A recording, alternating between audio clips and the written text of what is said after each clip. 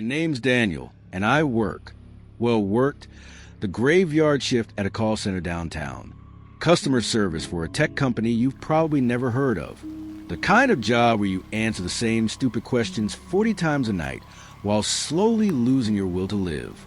But hey, it paid the bills, and the night differential meant I could actually afford my studio apartment without eating ramen every meal.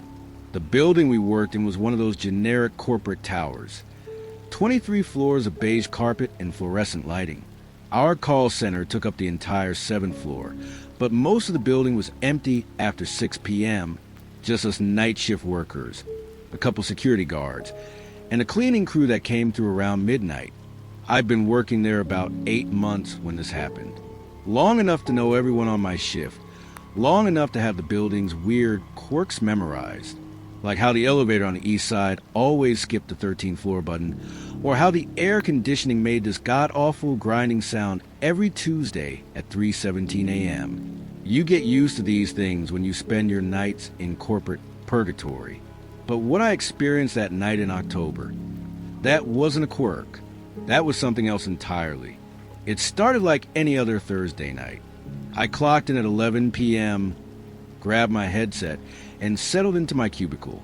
The floor was maybe half full. About 30 of us scattered across a space designed for twice that many. Sarah was at the desk next to mine, scrolling through her phone between calls. Marcus was 2 rows over, probably watching Netflix with his headset unplugged like he always did.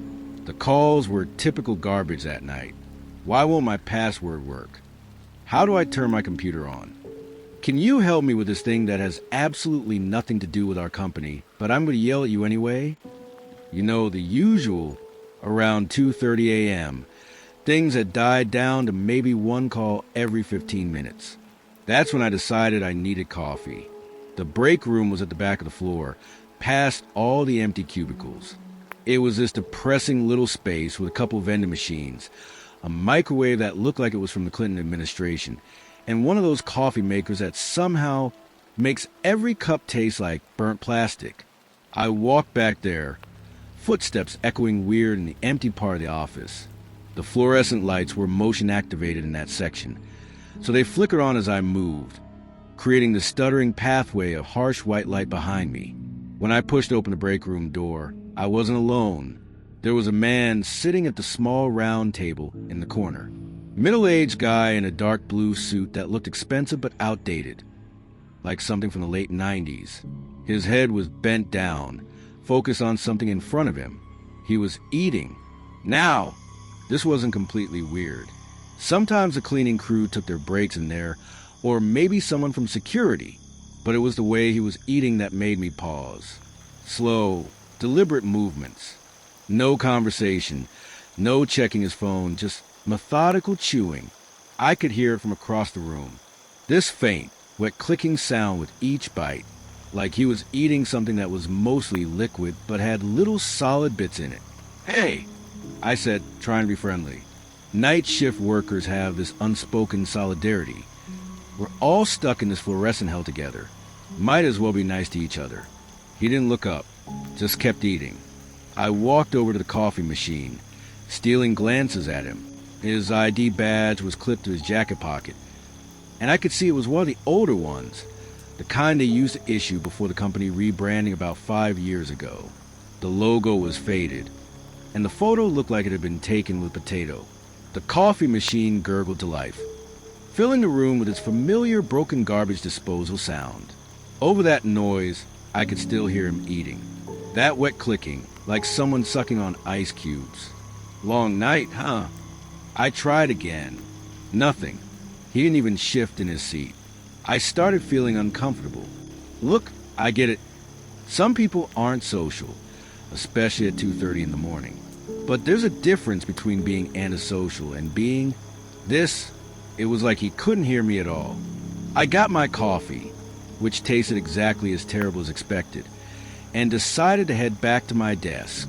As I walked past his table, I tried to see what he was eating, but his body blocked most of my view. All I could make out was something dark and chunky in a small container. It had a weird smell, too. Not bad exactly, just metallic, like old pennies. "Have a good night," I said as I left. Still nothing. Back at my desk, I mentioned it to Sarah. "Hey, you see the guy in the break room?"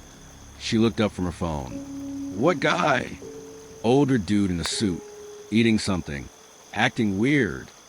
"I haven't seen anyone." "You sure it wasn't just Tom from security?" I shook my head. Tom was a skinny kid who looked like he was barely old enough to vote, and he always wore the standard security uniform. This guy was definitely not Tom. Maybe someone from upstairs? Sarah suggested. Sometimes the finance people work late. That made sense.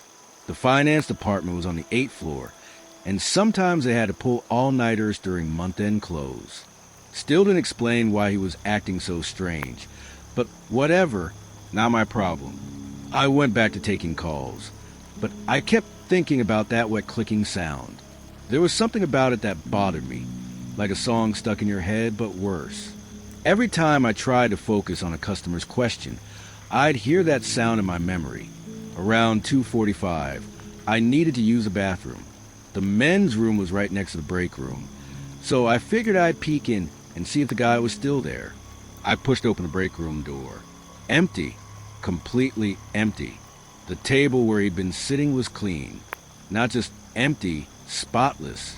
Like someone had wiped it down with bleach.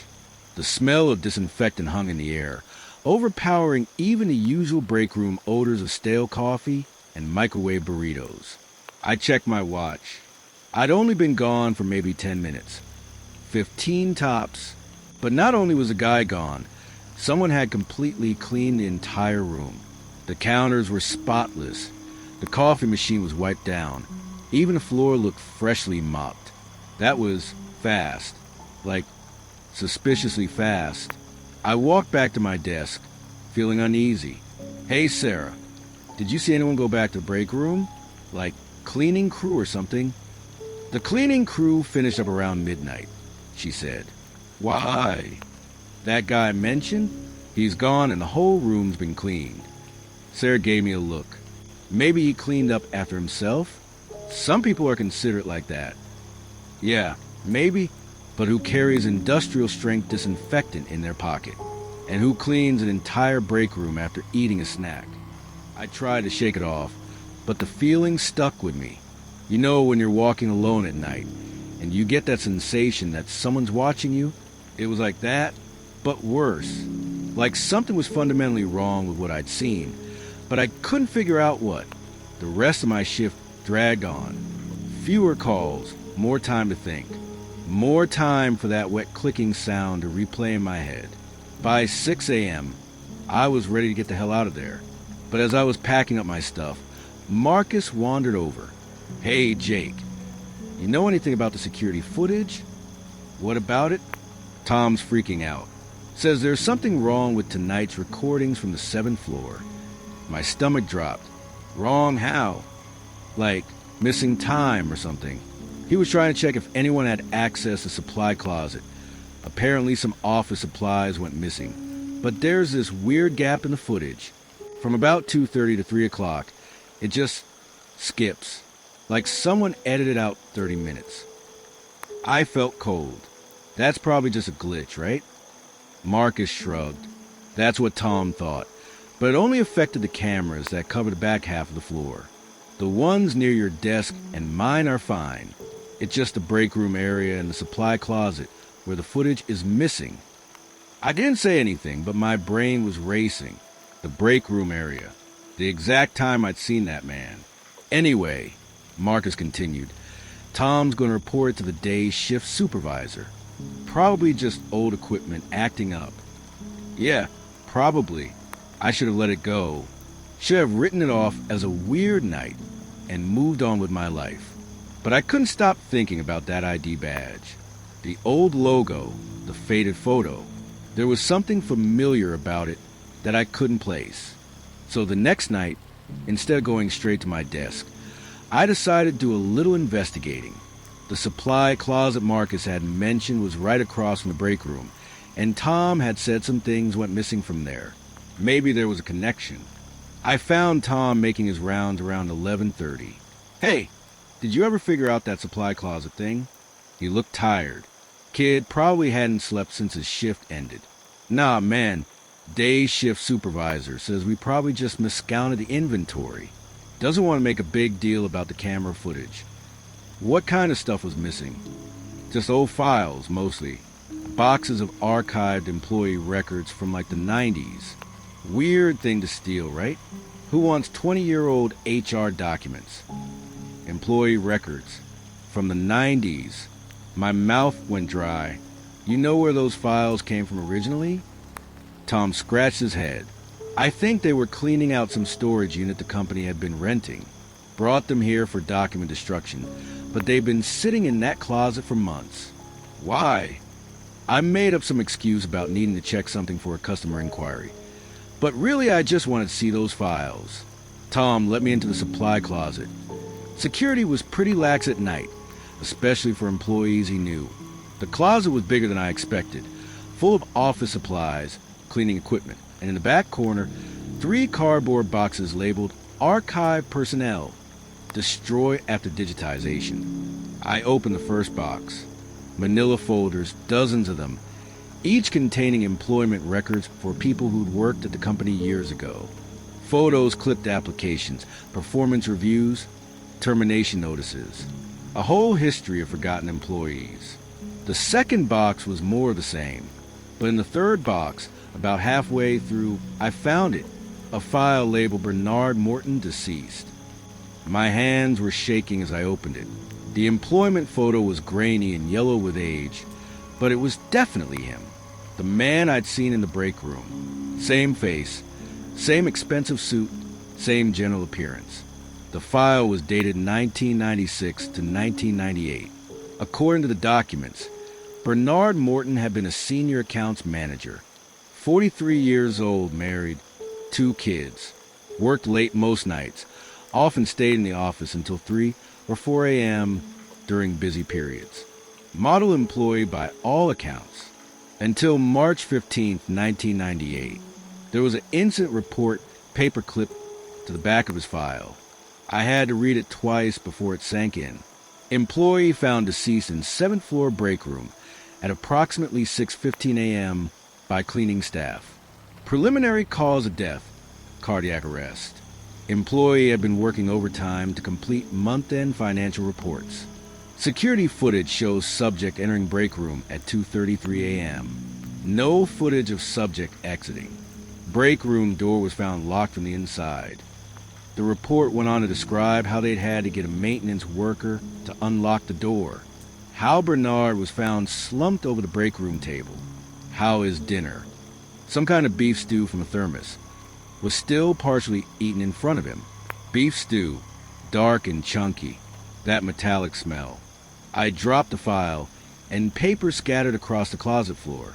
My heart was hammering so hard I could hear it over the building's HVAC system. This was impossible. I'd seen this man, talk to him, or try to talk to him. He'd been eating that same meal, making that same wet clicking sound, but he'd been dead for over 20 years. I gathered up the papers with trembling hands and shoved them back into file. Part of me wanted to take it, but I was already feeling guilty about snooping through confidential records. Instead, I memorized as much as I could and put everything back where I'd found it. Tom was waiting outside the closet when I came out. Find what you were looking for? Yeah, I lied. Thanks. He locked the door behind me, and I walked back to my desk in a daze. Sarah was already there, headset on, looking bored out of her mind. You look like you've seen a ghost, she said when she noticed me. I almost laughed. If only she knew. I couldn't concentrate on work that night. Every call was a struggle because my brain kept cycling back to Bernard Morton, dead in the break room, found at his table, eating dinner, the same table where I'd seen him 2 nights ago. But here's the thing that really messed with my head. The timing. According to the incident report, security footage showed him entering the break room at 2:33 a.m. I'd seen him at 2:30, close enough to be the exact same time, 25 years later. Was I losing my mind? Had I somehow hallucinated the whole thing? Maybe the stress of working nights was finally getting to me. Maybe I'd imagined the entire encounter, and my brain had filled in details from some half-remembered company story I'd heard. But no, I remember the smell of disinfectant when I went back to the break room. Someone had definitely cleaned it. And what about the missing security footage? Tom had confirmed that part was real. Around 2:25 a.m., I made a decision. I was going to go back to the break room and see if it happened again. If I was having some kind of psychotic break, at least I'd know for sure. And if something supernatural was actually happening, well, I guess I'd deal with that when I came to it. I told Sarah I was taking a coffee break and walked to the back of the floor. The motion-activated lights flickered on as I moved through the empty cubicles. Just like before, my footsteps echoed in the silence. I stood outside the break room door for almost a minute, building up courage. Finally, I pushed it open. He was there. Same table, same position, same dark blue suit, same methodical eating, same wet clicking sound. Like nothing had changed, like 25 years had never passed. But this time, I was ready for it. I pulled out my phone and tried to take a picture. The camera app opened fine, but when I pointed at Bernard Morton, the image on my screen was just the empty break room. The table, the chairs, the vending machines, everything except him. It was like he wasn't there at all, even though I could see him clear as day with my naked eyes. I tried the video function. Same thing. My phone showed an empty room, but I was staring right at a dead man eating his last meal. That's when he looked up. Not at me. Through me, his eyes were unfocused, glassy, like he was looking at something 1,000 yards away. His skin had a gray pallor that I hadn't noticed the first time, and there were dark circles under his eyes like he hadn't slept in days. But he wasn't really seeing me. Wasn't seeing anything in the present. It was like watching a movie projected onto thin air, a recording of something that had happened decades ago. I backed toward the door, not wanting to turn away from him. As I moved, his head slowly turned to follow my movement, but his eyes never focused. It was like he was tracking motion, but couldn't actually perceive what was moving. Then he spoke. Working late again, he said in a voice that sounded like it was coming from underwater. Maria's going to be upset. Promised I'd be home by midnight. Maria. According to his personnel file, that was his wife's name. I fumbled for the door handle behind me, finally got it open, and stumbled backward into the hallway. Through the closing door, I could still hear him talking to himself. Just need to finish these reports. Peterson needs them first thing Monday. Just a few more hours. The door clicked shut, cutting off his voice. I stood there in the hallway, breathing hard, trying to process what had just happened. This wasn't my imagination. This wasn't stress. This was something else. Something impossible. And the worst part? I was pretty sure Bernard Morton didn't know he was dead. I didn't go back to my desk right away.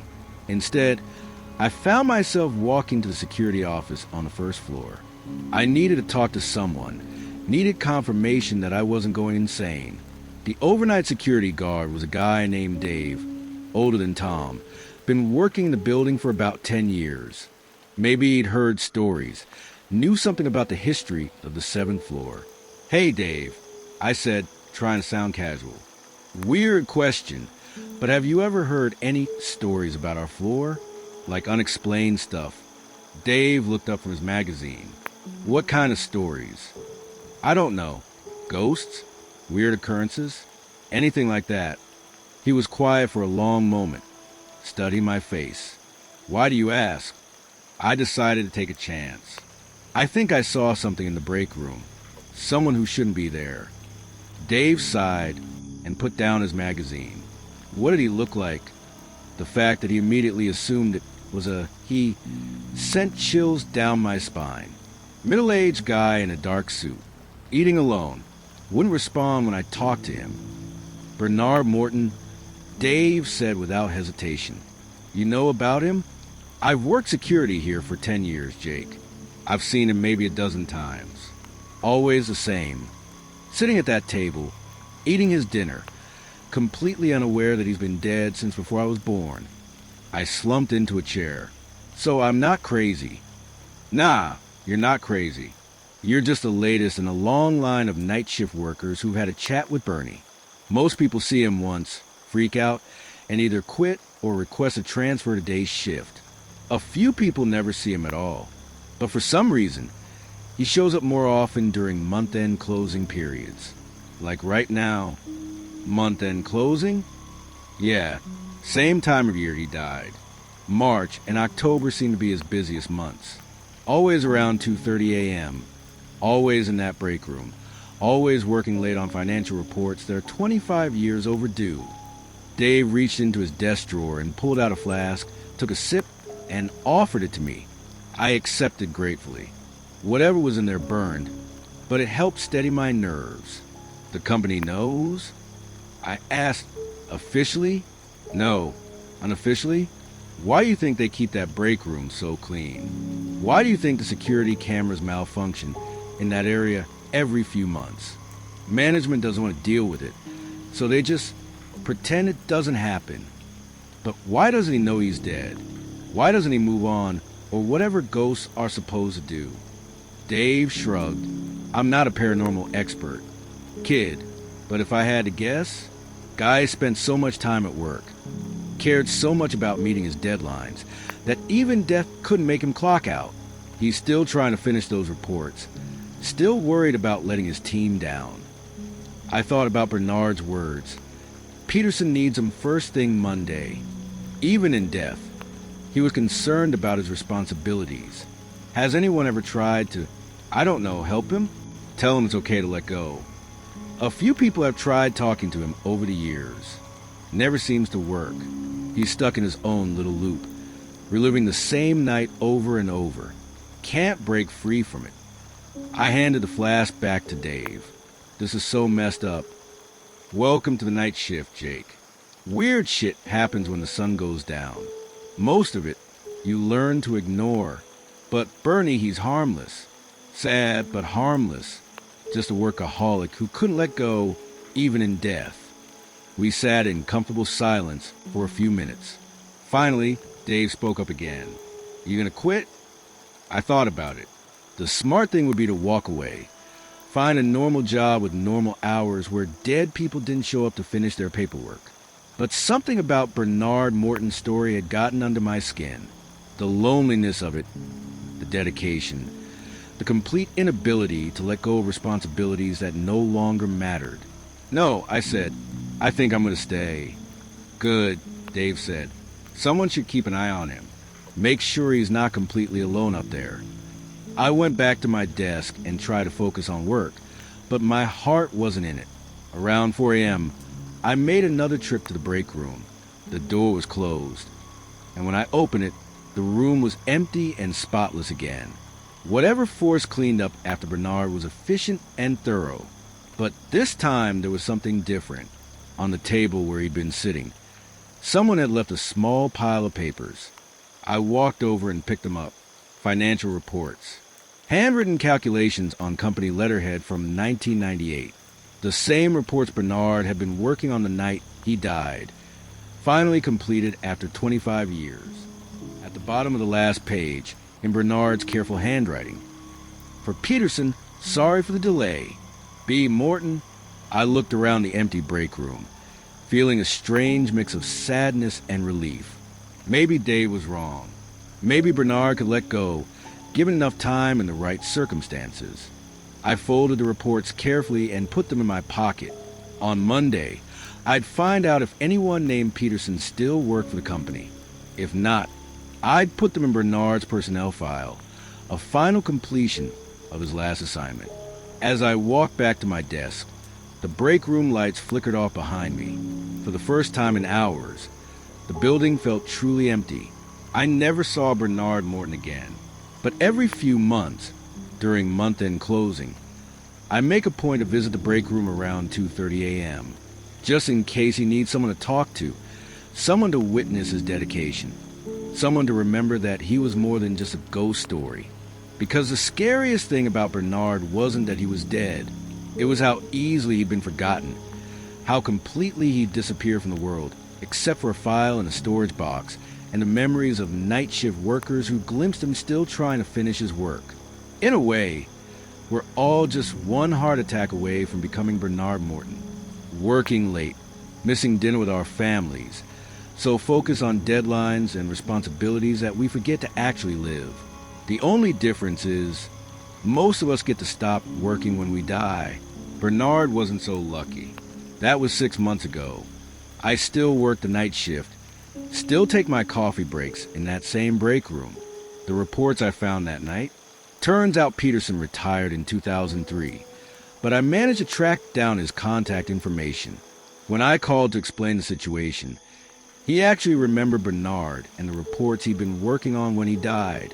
Peterson drove to the office the next week to pick them up, said it was the least he could do for someone who'd been that dedicated to their job. Me? I'm looking for a day shift position. Not because I'm scared of Bernard. He's at peace now, I think. But because Dave was right about something. The night shift changes you. Makes you see things differently. Makes you realize how thin the line is between the living and the dead. Between letting go and holding on too tight. I don't want to end up like Bernard Morton. So focused on work that I forget to go home. Some deadlines just aren't worth dying for.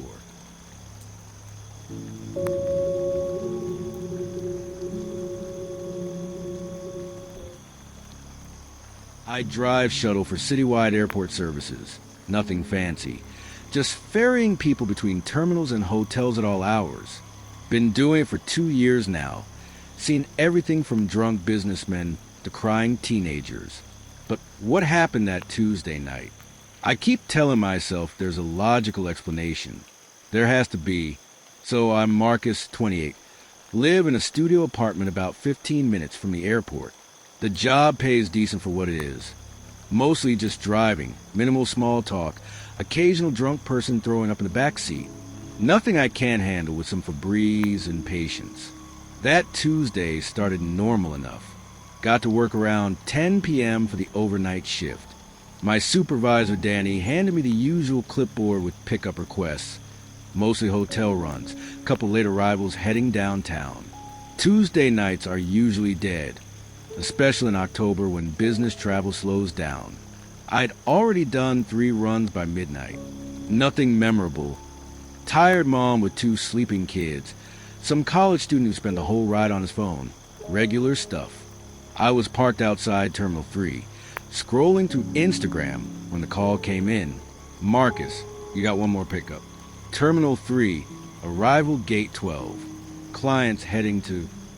I heard papers rustling. Industrial Park East, Building 47. You know where that is. I didn't, but GPS exists for a reason. Yeah, I'll find it. Ite. Client should be there in 5. Look for a woman in business attire. Normal enough. I grabbed my clipboard, checked my gas, still half full, and headed toward Gate 12. Gate 12 was pretty empty. Just a janitor mopping nearby, and a few people waiting for rides. Then I saw her. She was standing near the big windows, back to me, looking out at the tarmac. Professional-looking woman, maybe early 30s, wearing a dark blue business suit that looked expensive. Her hair was pulled back in a neat bun, and she carried this slim leather laptop bag, the kind that probably cost more than my monthly rent. "Excuse me, ma'am." Airport shuttle. She turned around, and I got my first good look at her face. Pretty but tired. Really tired. The kind of exhaustion that goes bone deep, you know? Dark circles under her eyes. Skin almost gray under the terminal's fluorescent lights. "Yes," she said quietly. "Industrial Park East." Her voice was flat. Not rude or anything, just completely neutral. Like when GPS gives you directions. I led her to the shuttle. A white Toyota Sienna with our company logo on the sides. She climbed into the back seat without a word, set her laptop bag beside her, and stared straight ahead through the windshield. Long flight.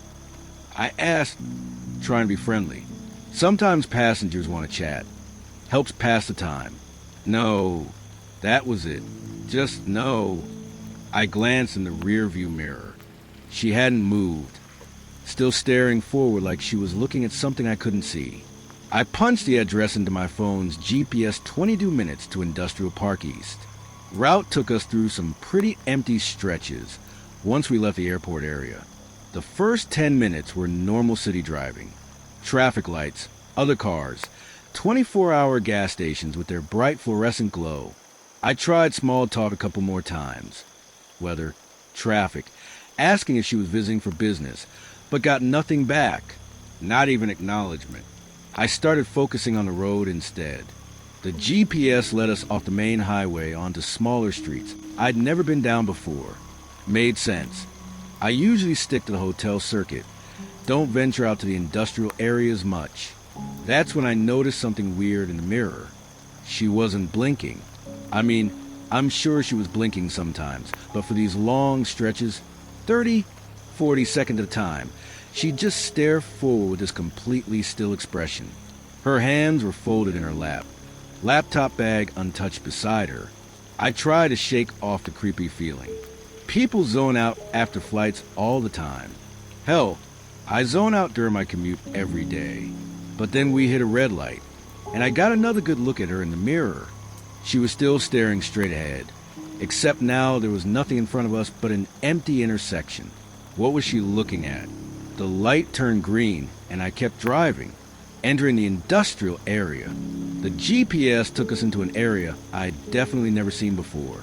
Industrial buildings, mostly dark, separated by wide streets with minimal lighting.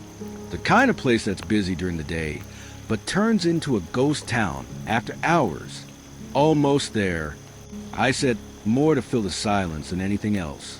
No response. Building numbers were hard to see in the dark. 23, 31, 38.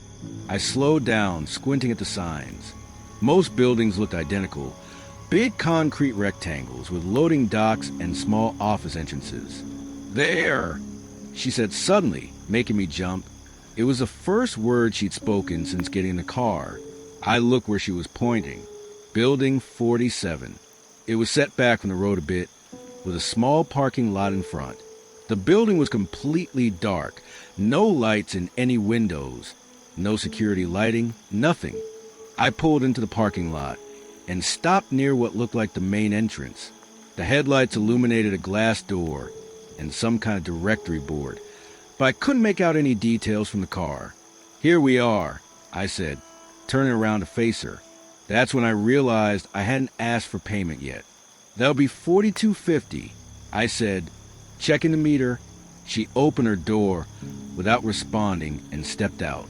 I watched her walk toward the building entrance, expecting her to come back when she realized she hadn't paid, but she just kept walking. Ma'am, I called out, rolling down my window. Ma'am, you need to... She reached the entrance and stopped. For a few seconds, she just stood there looking at the door.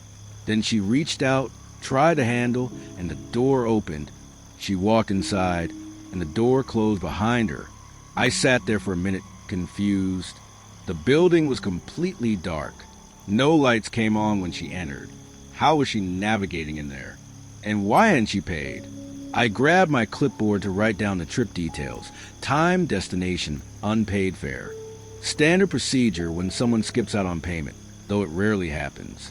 But when I looked at the clipboard, I froze. What do you mean insurance won't cover us? There was an incident. Building 47 specifically. That's why it's off limits. My hands were starting to shake. What kind of incident? Look, just come back to base, okay? We'll talk about it here. He hung up.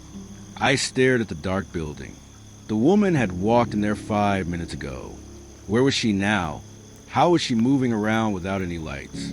I tried to convince myself there was a rational explanation. Maybe she worked there, knew the layout. Maybe there were motion sensor lights that only activated inside.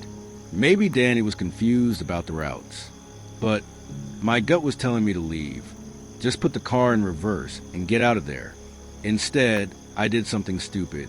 I turned off the engine and got out of the car. The parking lot was dead quiet. No traffic sound from the road, no hum of air conditioners or machinery from nearby buildings. just my footsteps on cracked asphalt. I walked up to the entrance and looked through the glass door. Complete darkness inside. I couldn't see anything.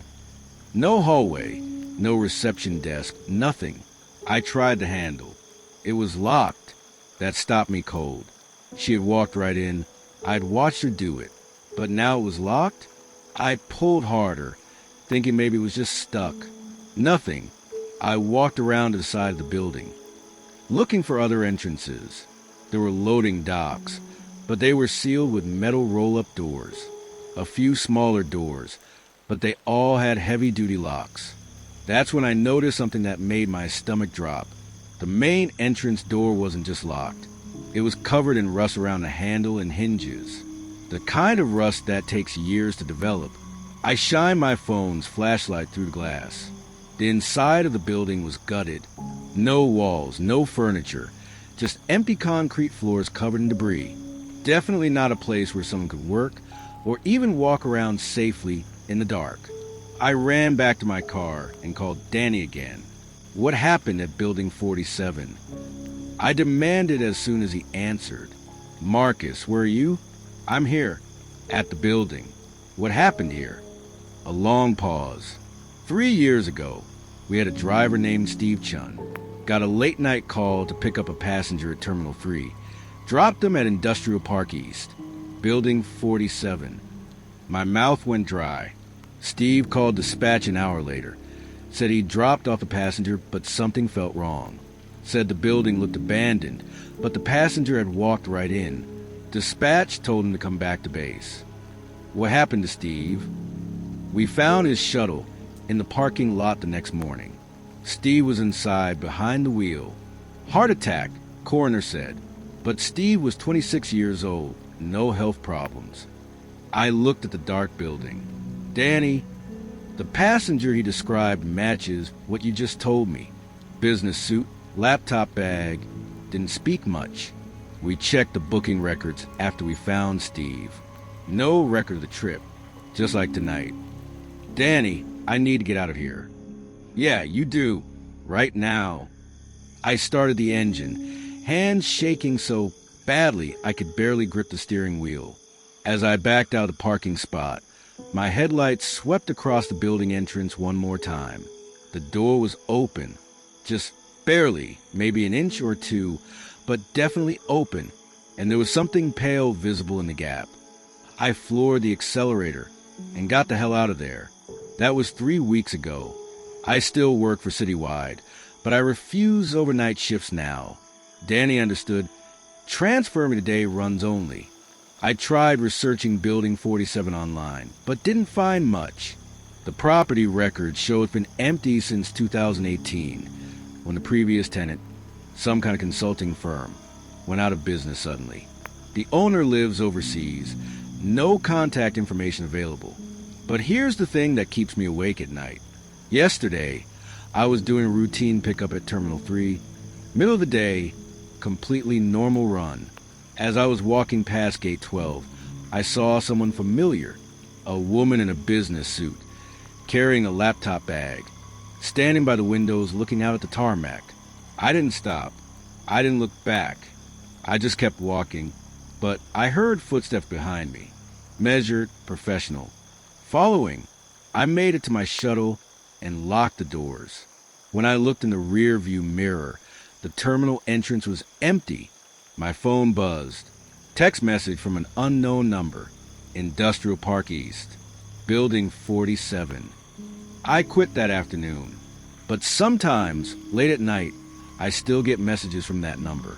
Always the same thing. An address, a building number, different locations each time. And I can't help wondering, how many other drivers have gotten those messages? How many of them showed up? And how many of them made it back?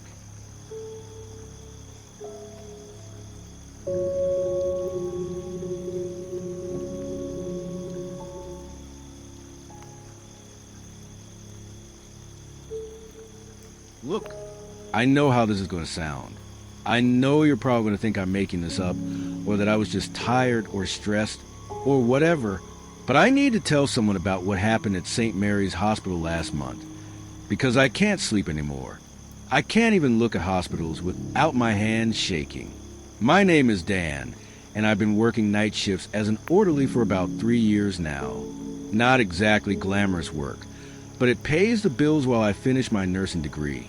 St. Mary's is this tiny rural hospital about 40 minutes outside the city, the kind of place where everyone knows everyone, where the most exciting thing that usually happens is maybe a broken arm from a farming accident or someone's grandmother having chest pains. I thought I'd seen everything working nights. Drunk drivers, overdoses, the occasional psychiatric hold. But nothing, and I mean nothing, prepared me for what I experienced during my shift on October 23rd.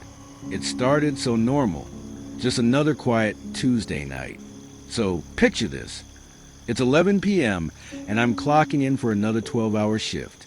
The day crew fills me in on the patients. We got 5 people on the ward, which is pretty standard for a weeknight. Room 1 has Mrs. Peterson, recovering from gallbladder surgery.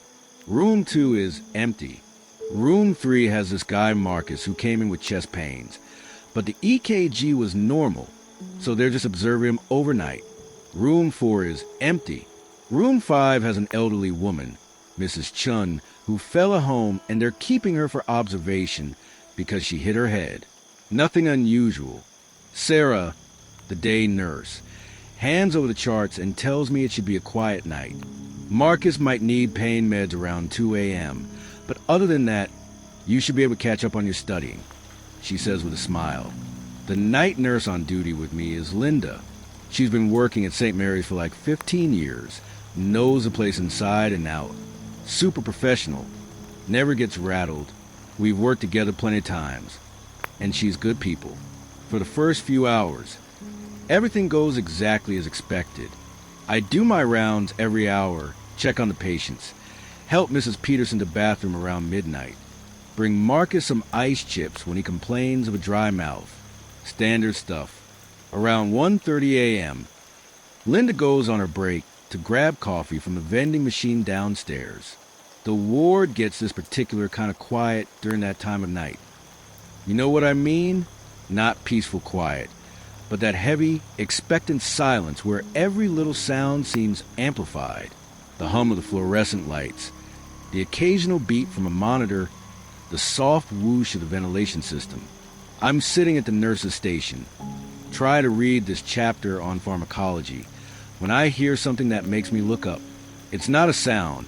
Exactly. More like the feeling of being watched. You ever get that?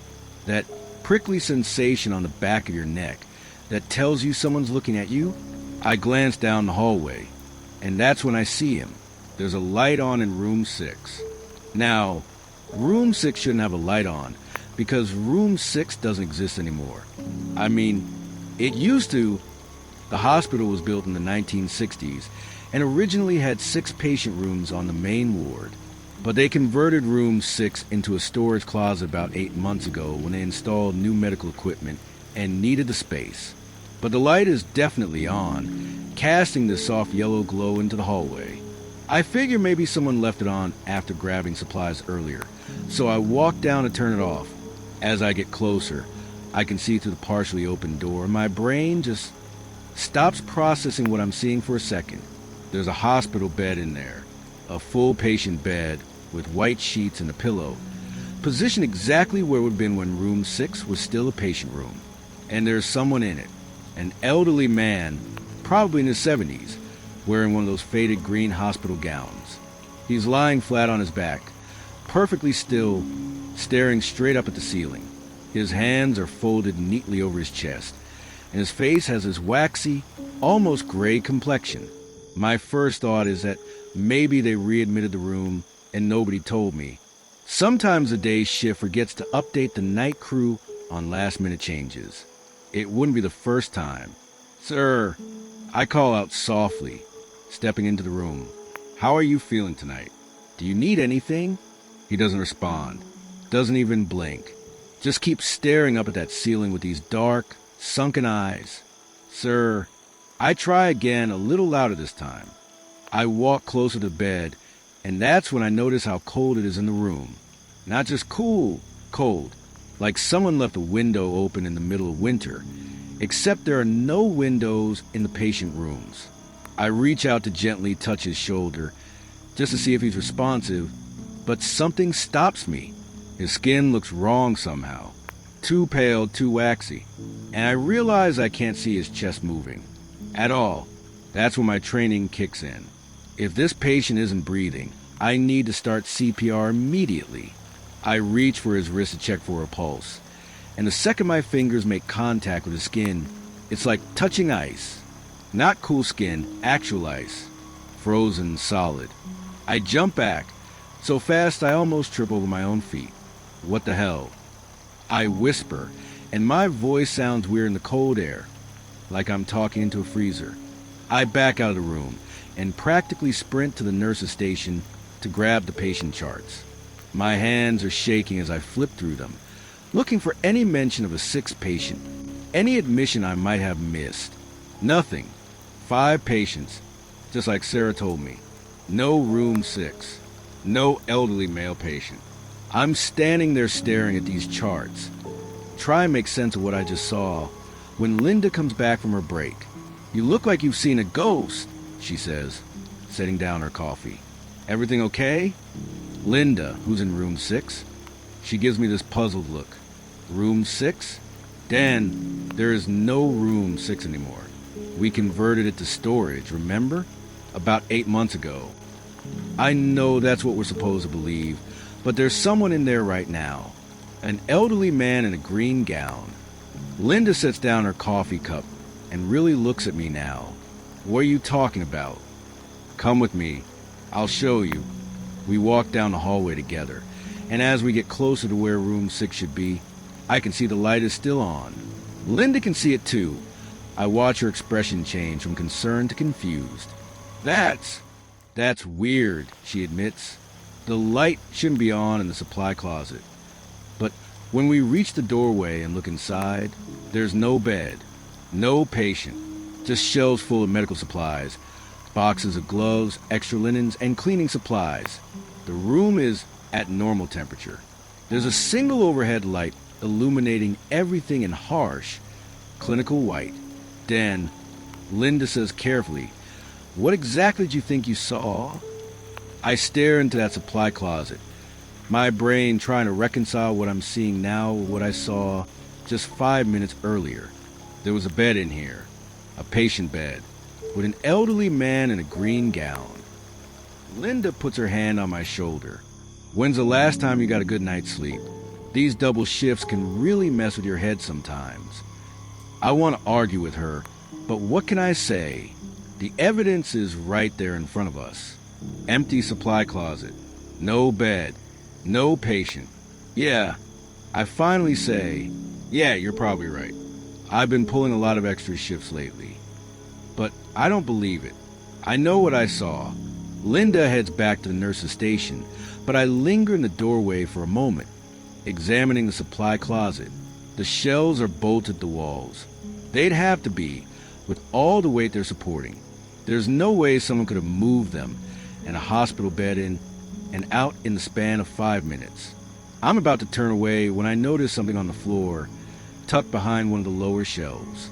A small piece of paper, yellowed with age. I have to crouch down and reach pretty far back to grab it, but I manage to pull it out. It's a patient wristband, the old kind I used to use before everything went digital. The plastic is brittle and cracked, and the printing is faded, but I can still make out most of the information. Patient, Harold Kimmel. DOB, March 15, 1943. Admit date, September 8, 2023. Room 6, September 2023. That would have been about a month before they converted room 6 to storage. The rest of the night passes without incident, but I can't focus on anything. Every time I walk past that supply closet, I get this chill down my spine. I keep the wristband in my pocket, turning it over between my fingers. When my shift ends at 7 a.m., instead of going straight home like I usually do, I stop by the hospital's administrative office. The day staff is just starting to trickle in, and I catch Janet, the records clerk, as she's unlocking her door. "Hey, Janet. Weird question. Do you have any patient records for someone named Harold Kimmel? Would have been admitted sometime in September of last year. She gives me a curious look, but boots up her computer. Is this for current patient care or just trying to verify something from last night? Might be nothing. She types for a few minutes, then frowns at her screen. That's odd. I'm showing a Harold Kimmel was admitted on September 8th, 2023, but there's no discharge record, no transfer, no death certificate. It's like his file just stops. What room was he in? Room 6. But that can't be right. We converted room 6 to storage back in February. February? I thought it was 8 months ago. No, definitely February. I remember because we had to coordinate with facilities management to move all the patient files when they were renovating. She clicks around on her computer some more. Wait, this is really strange. According to this, Harold Kimmel is still technically an active patient. His status shows as admitted with no resolution. A cold feeling starts spreading in my chest. What does that mean? It means either someone made a clerical error or she trails off, staring at her screen. Or what? Or he never left the hospital. Janet prints out what information she has on Harold Kimmel. Not much. He was 80 years old, admitted for chest pains and shortness of breath. No next of kin listed. No emergency contact. The notes indicate he was stable but kept for observation. And then nothing. The record just ends. Janet, can you check with maintenance? See if they remember anything unusual when they converted room 6. She makes a few phone calls while I wait, increasingly anxious. Finally, she hangs up and looks at me with this troubled expression. I talked to Bill from facilities.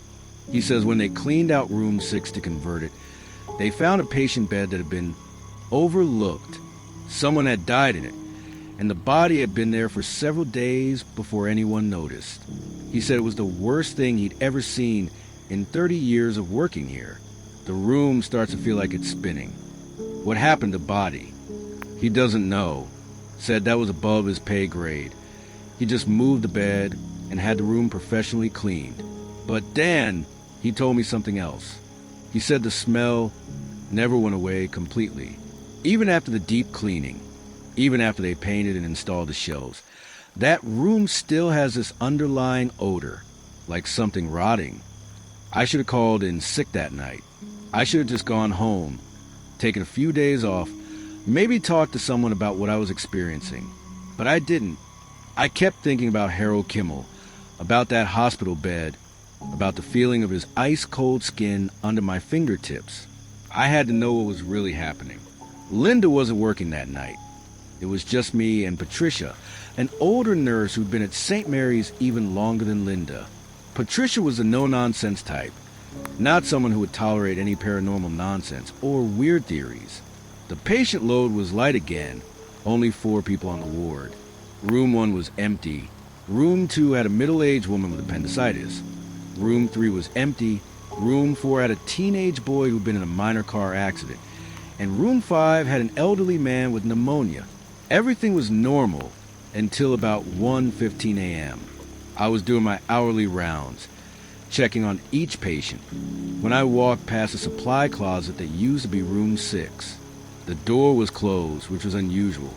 We normally left it propped open for easy access to supplies. But there was light coming from underneath the door. That same soft yellow light I'd seen 2 nights earlier. My heart starts pounding, but I force myself to approach the door. I press my ear against it and listen. Silence, but not empty silence. The kind of silence that feels full, if that makes sense, like someone on the other side, holding their breath. I turn the handle slowly and push the door open. The supply closet is gone. In its place is a hospital room, exactly as it would have looked before conversion. There's the patient bed, positioned against the far wall. There are the old monitoring equipment, the outdated TV mounted in the corner, even the original paint color, that pale blue that they used to use in all the patient rooms. And Harold Kimmel is there again, lying in the exact same position, flat on his back, hands folded over his chest, staring at the ceiling with those dark, sunken eyes. But this time, something is different. This time, when I look closer, I can see that his mouth is moving, just slightly, like he's trying to say something but can't quite form the words. "Mr. Kimmel?" I whisper. His eyes shift toward me, and I swear to God, they focus on my face. He's looking directly at me, and his mouth keeps moving in that strange, silent way. I take a step closer, and that's when I hear it. Not with my ears. I can't explain it, but I hear his voice inside my head, like he's speaking directly into my thoughts. "Help me," he says. "Please, I can't leave. They forgot about me." The temperature in the room drops so fast I can see my breath. Ice crystals start forming on the window that shouldn't exist. The monitors next to his bed begin beeping erratically, even though they're not connected to anything. "I've been waiting so long," Harold's voice continues in my head. "They left me here. Days and days. No one came. I died alone and now I can't go." I'm backing toward the door, but it feels like I'm moving through thick water. Everything is happening in slow motion. "You can see me," Harold says, and now there's desperation in his mental voice. "You're the first person who can see me. Please don't leave me alone again." I reach the doorway and stumble backwards into the hallway, gasping. When I turn back to look, the supply closet is exactly as it should be. Shelves full of medical supplies. Normal temperature. No bed, no patient, no Harold Kimmel. But I can still hear his voice in my head. "Please, don't leave me alone again." I found Patricia at the nurse's station, typing up her notes. "Patricia, I need to ask you something, and I need you to be completely honest with me." She looks up from her computer, studying my face. "You look terrible, Dan. What's going on?" "Do you remember a patient named Harold Kimmel? Would have been here last September, in room 6? Her expression changes immediately. Not surprise, recognition, and something that might be guilt. "Where did you hear that name?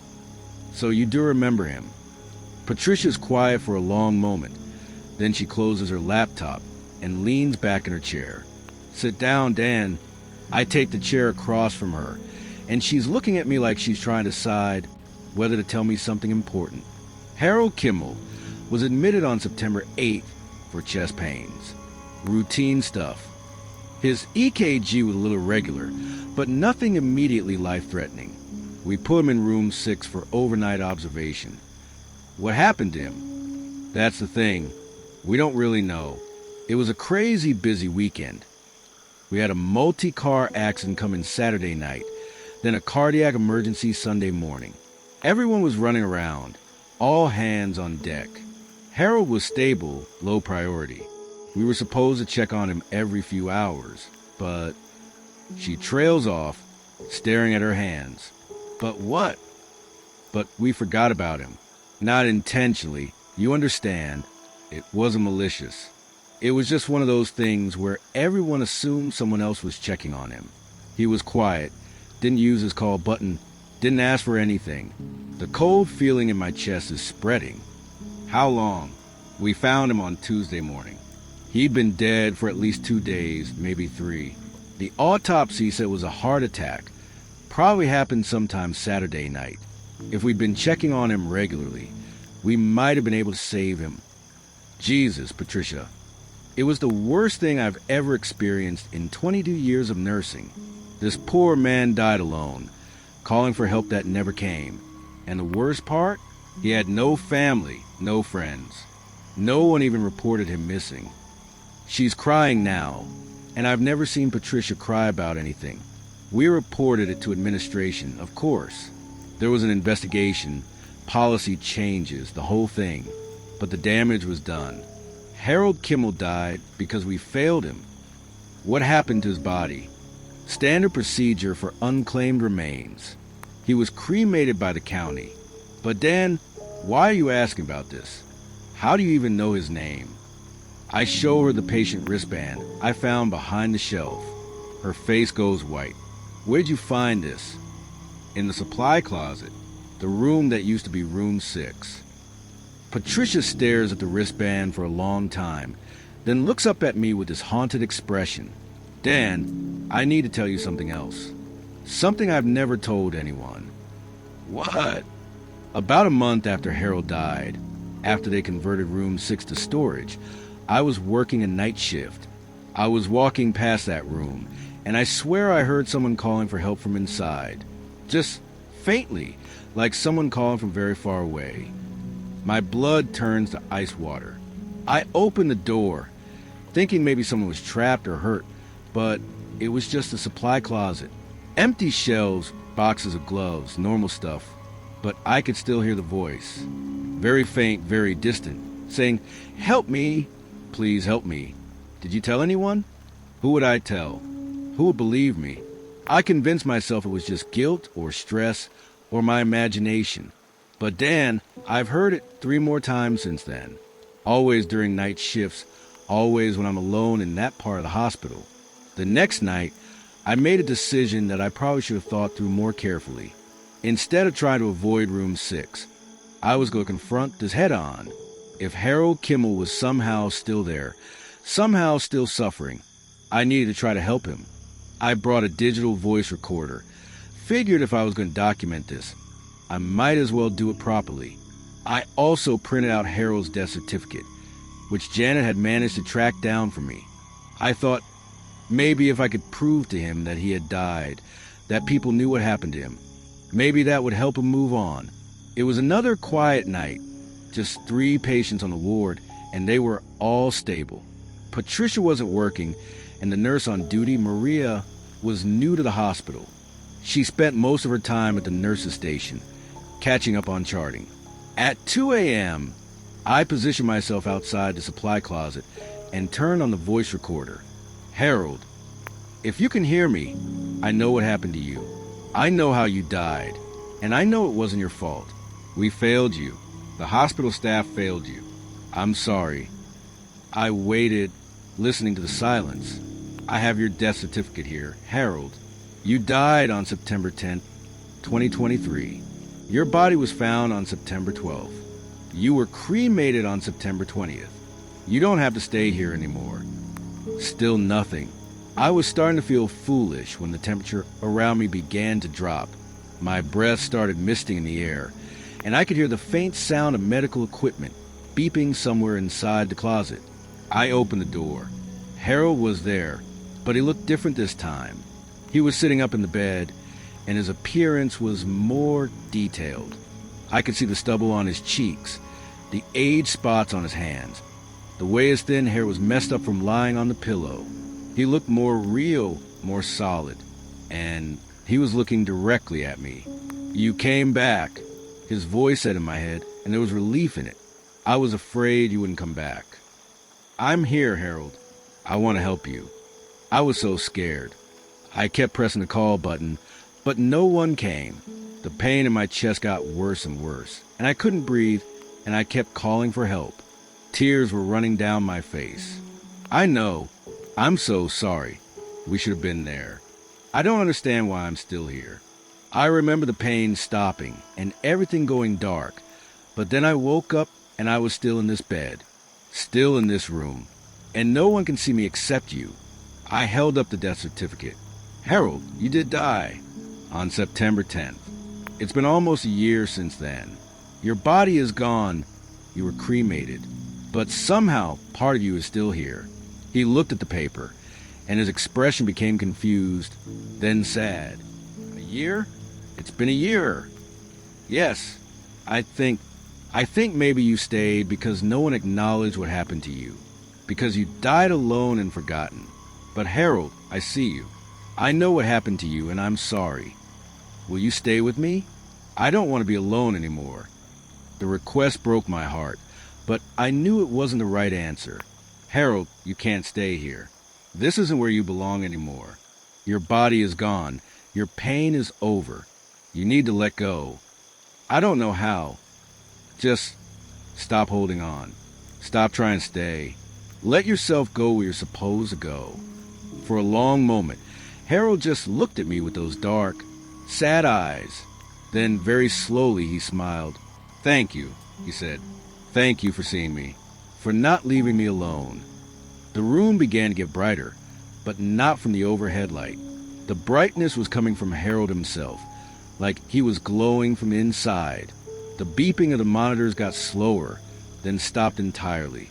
"I can see them now," he said, and his voice was fading. "I can see the light. I'm not alone anymore." The brightness grew until I had to close my eyes. When I opened them again, the supply closet was back to normal. Shelves, supplies, normal temperature. No bed, no Harold, but the air felt different. Lighter, somehow, like a weight had been lifted. When I played back the voice recorder later, there was nothing on it. Just my own voice talking to empty air. I wasn't surprised. I never saw Harold again after that night. The supply closet stayed just a supply closet. Patricia never heard voices calling for help anymore. The lingering smell that Bill from maintenance mentioned, that was gone too. I kept Harold's patient wristband, though. I carry it with me as a reminder of what we're supposed to be doing in this job. We're not just taking vitals and dispensing medication and updating charts. We're taking care of people. Human beings who are scared and in pain, and who need to know that someone sees them. Someone cares about them. Harold Kimmel died alone in room 6 because we forgot about him. Because in the chaos of a busy weekend, one quiet old man with no family became invisible. And maybe that's why he couldn't let go. Because dying invisible, forgotten, unacknowledged is the worst kind of death. I still work night shifts at St. Mary's. I still do my rounds every hour, checking on patients, making sure they're comfortable. But now I pay extra attention to the quiet ones. The ones who don't use their call buttons, who don't ask for anything, who might be easy to forget. Because I learned something that night, something that still gives me chills when I think about it. Dying isn't the worst thing that can happen to you. Being forgotten is.